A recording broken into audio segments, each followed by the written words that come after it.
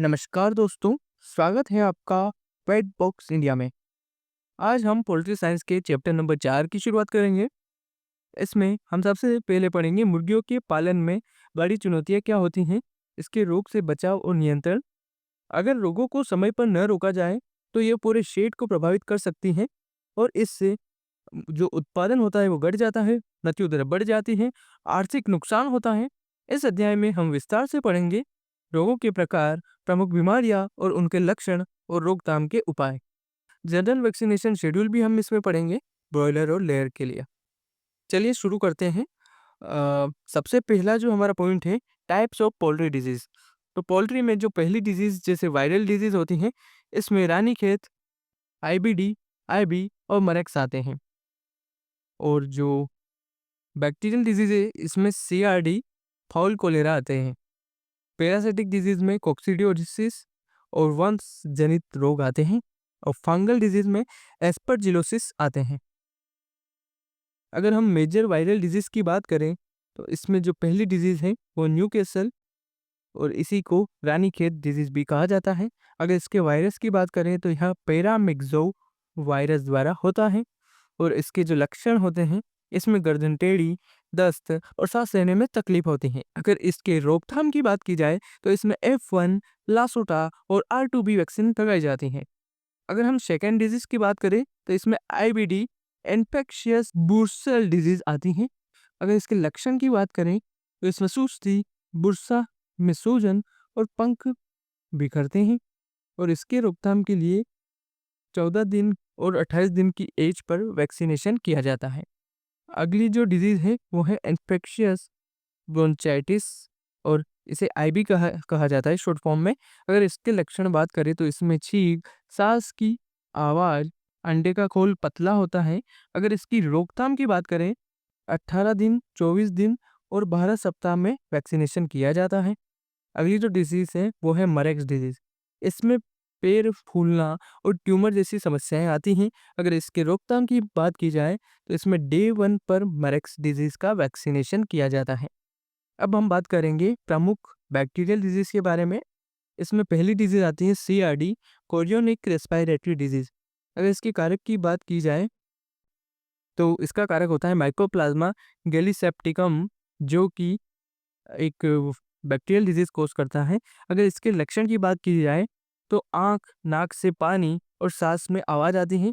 अगर इसके नियंत्रण की बात करें, तो इसमें बायोसिक्योरिटी और एंटीबायोटिक का यूज़ किया जाता है। बायोसिक्योरिटी के बारे में हम आगे जानेंगे। अगर फाउल कोलेरा की बात करें, तो जो इसका कारण होता है, वो होता है पास्चुरेला मल्टीसिडा और इसके लक्षण बुखार, दस्त और अचानक मृत्यु हो सकती है। हाँ, अब हम बात करेंगे पैरासिटिक और फंगल डिजीज़ के बारे में। तो पहले हम बात करते हैं पैरासिटिक डिजीज़ कोक्सीडियोसिस के बारे में।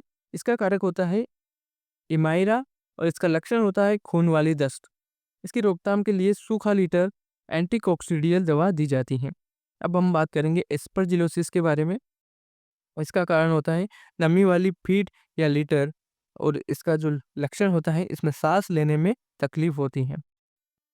अब हम बात करेंगे जनरल वैक्सीनेशन शेड्यूल के बारे में। सबसे पहले हम जो ब्रॉयलर बर्ड होती हैं, उनके जो वैक्सीनेशन शेड्यूल की बात करेंगे। इसमें जो डे 1 पर है मरेक्स डिजीज़ की वैक्सीन लगाई जाती है, HBT, और इसे सबक्यूटेनियस दिया जाता है। डे 5 और 7 पर न्यूकासल डिजीज़ के लिए F1 इंट्रानेज़ल या इंट्रा ओक्यूलर दिया जाता है। 14 दिन की एज पर IBD वैक्सीन दी जाती है, इसे इंट्रा ओक्यूलर या इंट्रानेज़ल दिया जाता है। 21 दिन की एज में ND लासोटा वैक्सीन लगाई जाती हैं और यह ड्रिंकिंग वाटर के साथ दी जाती हैं। और 28 दिन की एज में IBD के लिए बूस्टर दिया जाता है और ये भी ड्रिंकिंग वाटर के साथ दिया जाता है। अब हम लेयर बर्ड में होने वाली डिजीज़ के बारे में बात करेंगे। डे 1 पर मरेक डिजीज़ का वैक्सीन लगाया जाता है सबक्यूटेनियस और डे 5 और 7 में न्यूकासल डिजीज़ के लिए F1 स्ट्रेन इंट्रानेज़ल या इंट्राओक्यूलर लगाया जाता है।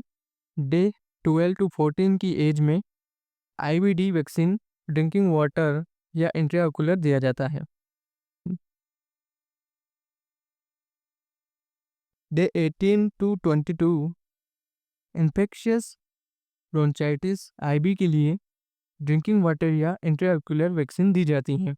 डे 24 टू 27 आईबी बूस्टर दिया जाता है और ये ड्रिंकिंग वाटर के साथ दिया जाता है। डे 28 टू 30 इसमें फिर से वही न्यूकैसल डिजीज़ के लिए लासोटा वैक्सीन ड्रिंकिंग वाटर के साथ दी जाती है। अब 6 वीक की एज में फॉलपॉक्स या कोराइजा की वैक्सीन सबकट दी जाती हैं।